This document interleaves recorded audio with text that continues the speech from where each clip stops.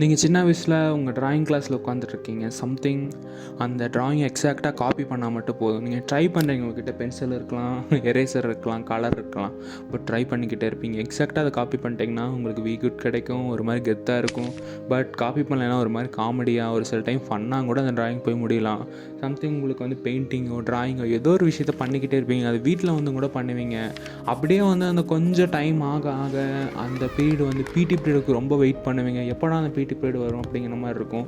உங்கள் ஃப்ரெண்ட்ஸில் இருக்க யாரோ ஒருத்தர் வந்து கிரிக்கெட்டை ஃபுட்பாலை பார்த்து நாலேஜபிளாக இருப்பாங்க. அவங்க கூட வந்து அந்த டீம் ஜெயிக்கும் இந்த டீம் ஜெயிக்குங்கிற போட்டி போடுவீங்க. அதுக்கு ஆனுவல் டே அப்போ டான்ஸ் யாருக்கெல்லாம் ஆட தெரியுமா டான்ஸ் ஆடுவாங்க, பேச தெரிஞ்சவங்க பேசுவாங்க.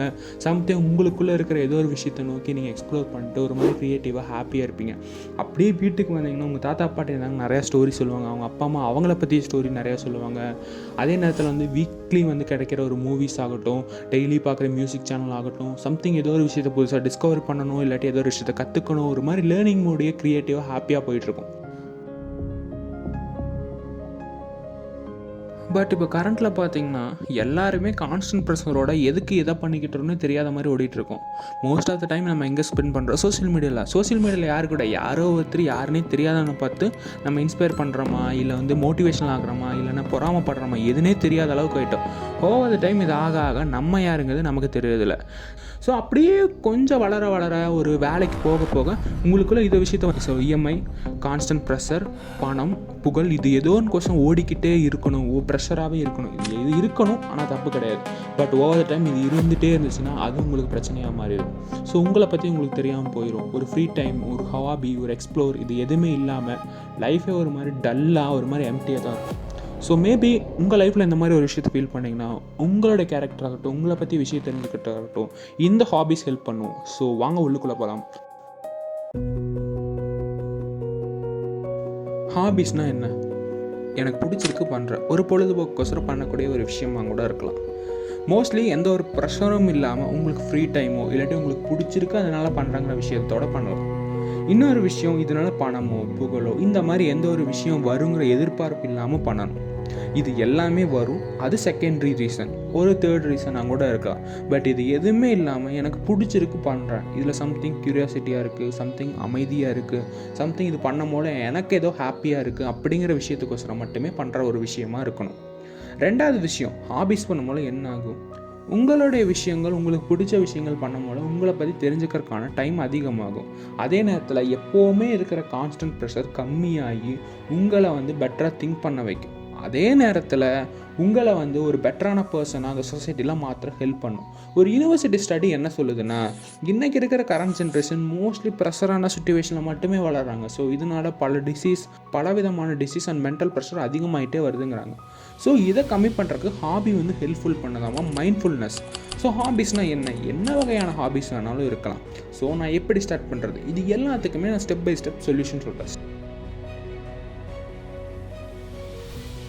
ஸோ ஹாபிஸை நான் எப்படி ஸ்டார்ட் பண்ணுறது, எங்கே கண்டுபிடிக்கிறது? ஸோ எப்படி கண்டுபிடிக்கலாம்? ஃபஸ்ட்டு உங்கள் சைல்ட்ஹுட்டை பாருங்கள். உங்களுக்கு பிடிச்ச ஒரு சில விஷயங்கள் பண்ணியிருப்பீங்க, பட் ஒரு சில சூழ்நிலைகளால் பண்ணாமல் விட்டுருப்பீங்க. ஸோ அந்த மாதிரி விஷயத்தை ரீகனெக்ட் பண்ணுங்கள், ரீஸ்டார்ட் பண்ணுங்கள்.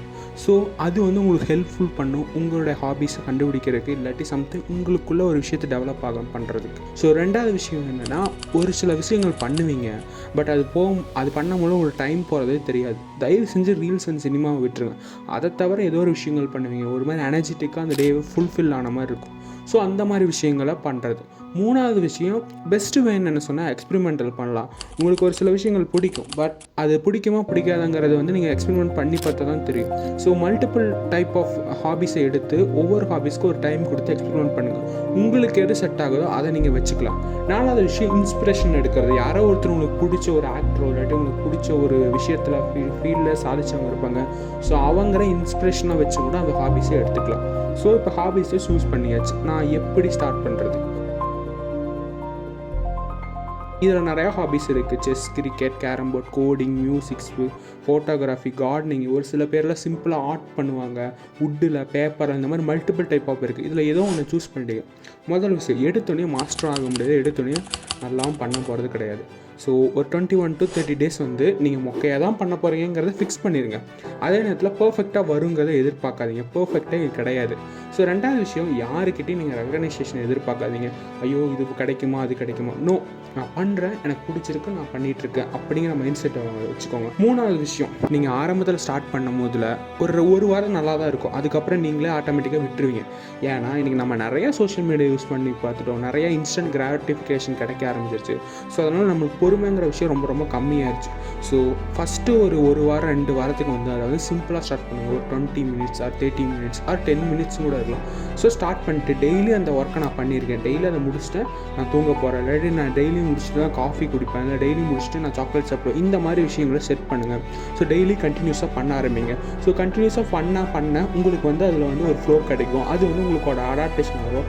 ஆஃப்டர் ஒரு 20 to 30 டேஸ்க்கு அப்புறம் வந்து அது ஒரு ஹேபிட்டாக மாறிடும். ஸோ அதை உங்களுக்கு ஃப்ரீக்வெண்ட்டாக பண்ண ஆரம்பிச்சிருவீங்க. ஸோ அதுலேருந்து நீங்கள் கற்றுக்கவும் ஆரம்பிச்சிருவீங்க.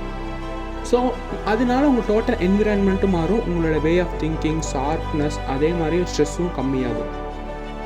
ஸோ நிறையா ஹாபிஸில் ஸ்டார்ட் பண்ணி தான் இன்றைக்கி அவங்க ப்ரொஃபஷனலாக மாற்றி இன்றைக்கி கரியராக மாற்றி நிறையா பணமெல்லாம் சம்பாரிச்சிட்ருக்காங்க. நிறையா பேர் எக்ஸாம்பிளாக எடுத்துக்கலாம்.